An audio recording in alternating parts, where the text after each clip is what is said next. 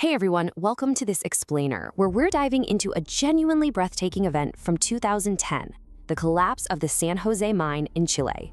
You know, this is a story that millions around the world still literally describe as a miracle. We're going to unpack the incredible true story of a disaster that honestly should have ended in tragedy, but instead became this stunning display of human resilience and global collaboration. Let's just dive right in. Part 1, Trapped in the Dark. Okay, imagine the only exit to your world violently sealing shut, plunging everything into complete darkness. On August 5th, 2010, the very heart of the San Jose copper and gold mine collapsed. A massive block of rock, we're talking something weighing as much as a skyscraper here, shifted and completely severed the spiraling underground ramp. That was the only way in or out. In an instant, the world above was entirely cut off. Exactly 33 miners were suddenly trapped underground. And, these were just everyday guys who had simply clocked in for their regular shift. Suddenly, they find themselves completely sealed in this suffocating 90-degree environment with almost no chance of survival. No sunlight, very little food. Actually, they only had enough emergency rations to last a couple of days at most. And worst of all, they had absolutely no way to know if anyone was even coming for them. To really understand the sheer scale of this disaster, you have to look at the depth. They were buried nearly 700 meters deep. To put that into perspective, that's nearly twice the height of the Empire State Building, plunging straight down into unstable, solid rock. The immense pressure of the earth down there made the environment overwhelmingly claustrophobic and dangerous. And again, they had absolutely no way to call for help. Part 2, 17 Days of Silence. Let's move up to the surface, where rescue teams were facing a pretty grim reality. Experts were up there calculating the sheer tonnage of the collapse and the extremely limited air supply below. Statistically and scientifically speaking, after that initial dust settled, the odds of finding anyone alive were virtually zero. So for 17 agonizing days, there was absolute silence from below. Outside the mine gates, this makeshift settlement named Camp Hope sprang up. Families just refused to leave. They held continuous vigils, clutching photographs and candles, demanding the government keep drilling. But by day 17, with drill bit after drill bit coming up empty, hope was hanging by the absolute thinnest of threads. Part 3, a message from below, and then a breakthrough. A rescue drill, guided by complex geological calculations, a lot of faith, and just sheer determination, hit a small void in the earth where the miners had taken refuge. When operators pulled the drill head back to the surface, they heard it, a faint tapping. Attached to that drill was this incredible note written in bold red letters, and it instantly sparked a worldwide celebration.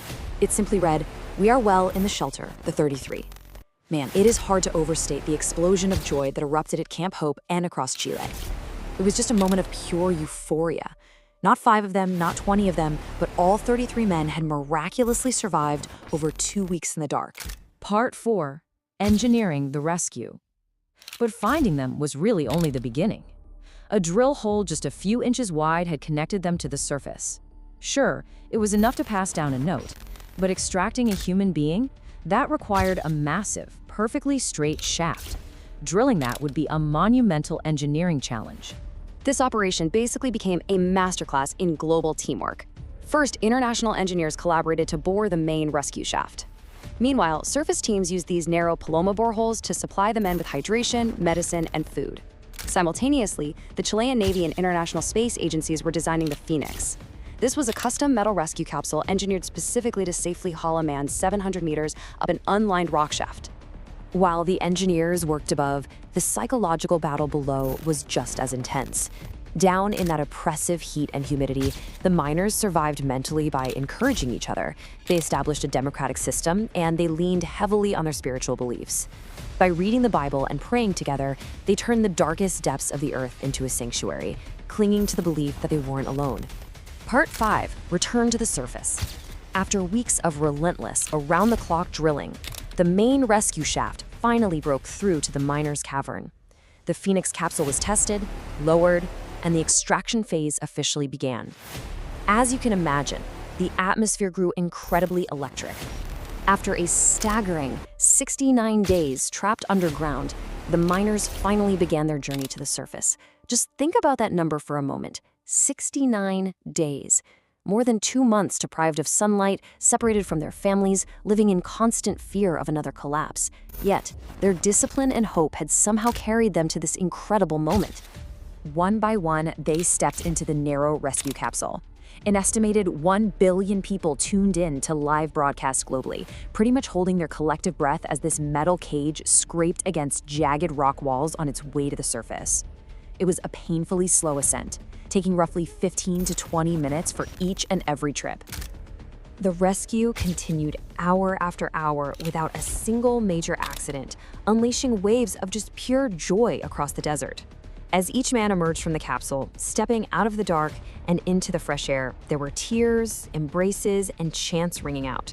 33 times the capsule went down, and 33 times it came back up with a life saved. Part 6. The Power of Hope.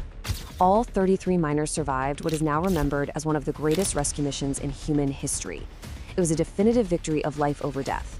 It showed exactly what humanity is capable of, when resources, brilliant minds, and sheer willpower are entirely aligned toward a single, noble goal.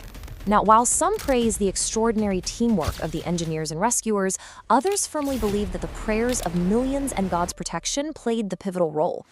Looking at the source material, both of these perspectives are deeply interwoven into the fabric of this story. On one hand, you've got an unparalleled feat of geological engineering and international coordination. On the other, you have miners who credit their survival to divine intervention, faith, and the spiritual strength that kept them completely sane in the dark. What you should really take away from this is that whether you view this as a divine miracle or a triumph of human grit, the ultimate lesson is that hope should never be abandoned. Miracles don't always look like magic, right? Sometimes they look like relentless drillers who refuse to sleep, strangers across the globe sharing technology, and ordinary men finding superhuman strength to endure the unimaginable. It leaves us with this really powerful thought. This story continues to inspire millions because it proves that even in the deepest darkness, incredible light can still be found. It challenges us to look at our own insurmountable obstacles and realize that with courage, unity, and an unwavering refusal to give up, the impossible can actually be achieved.